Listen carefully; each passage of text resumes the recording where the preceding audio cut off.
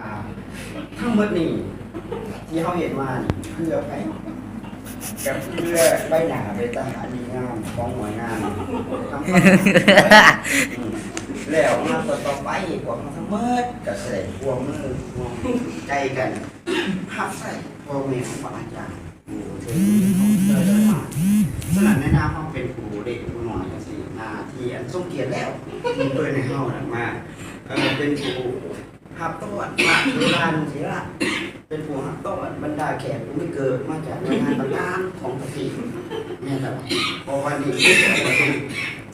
คณะบริหารงานเขาใจที่ว่าคณะบริหารงานหมายผู้ที่จัดสรรระบบการศึกษาสูงทั่วประเทศมาในนี้ถึงแม้ว่าเขาทั้งหมดจะเป็นเพียงผู้หักใส่ในงานนี้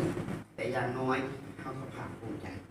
ตัวงานนี่เป็นใบหน้าใบตาก็ได้ไปบอกเขาเรียกว่าจัดสรรเพื่อไว้ไอ้น้องเขาเลยเด้อ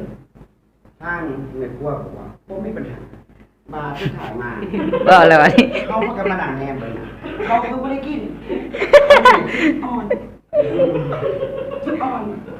อนยังพอเขาได้ออกมาเดเสาเพื่องานอันนี้ง่ายของครูบาอาจารย์แต่ออกมาจะว่าจะ5 โมงเช้า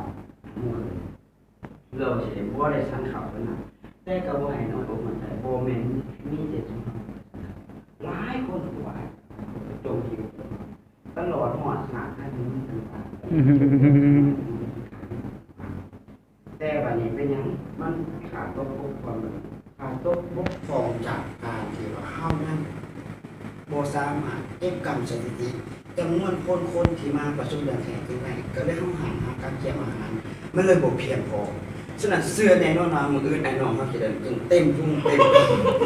เพราะว่ามื้อนี้เขาได้มีบทสรุปไปหลายอย่างเลยเนาะ เอาอะไรนะเอาอะไร เขาอะ เพื่อความเป็นที่ขาดของเขา